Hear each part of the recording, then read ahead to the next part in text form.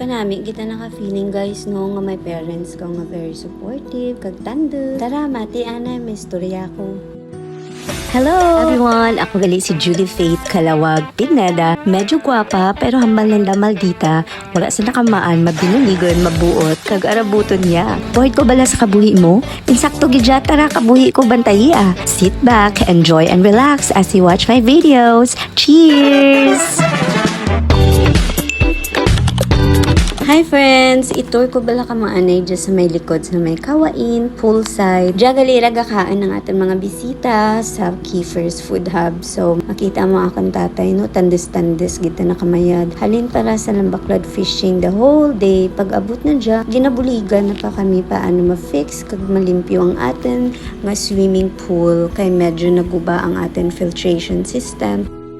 Samtang ginahilat natin nga makayad ang filter, so ginangitaan na ni daddy kapaagi. Paano ma-make sure nga malimpyo tana. So ra guys gali si tata ang atong matandes nga staff sa Kiefer's Food Hub. Kag pakita ko kaninyo mga bougainvillea nga ginaalagaan ni mami. Pakita ko man kaninyo karon kung paano na lang ginamarko kag gina-take care ang mga bulak ngayon. Look at that. Thankful gid ako guys kay na makal si mami kag nagaalaga ka mga bougainvillea nga mga nani sa mata kag naka-add sa ating attraction. Ka-stress reliever kita na makita mo nga kanami ang pagbulak ang mga bougainvillea.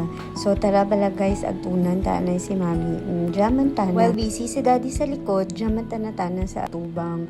So kanhami lang sa feeling guys, no, nga may parents gid ikaw nga mga retirees rin. Syempre, buo kita ng oras nila kaya they have all the time in the world kung ano himuon nanda. So syempre, while busy sanda, so time man natin nga magpapatawhay man gawa ka magtirek-tirek kag mag-direct lang isa kabuhi man natin kung ano ba insakto gyud man balang ginaobra natin ngaya or dahil sa parents natin nag-guide nanda kita kung paano nga ang direction nga tatahakin natin sa ating kabuhi, di ba? So very thankful nga kita. So ang vlog ngaya is to show appreciation kag i-reaches lang gamay para mas lalo man maganahan naman si mami kag daddy mag-obra pag for tomorrow to help our business and our endeavors and the future purposes. But anyway guys, hindi lang na si mami kag daddy nga blessed gid kami, kundi pati man na akan nga mga in-laws. Introducing mama and papa.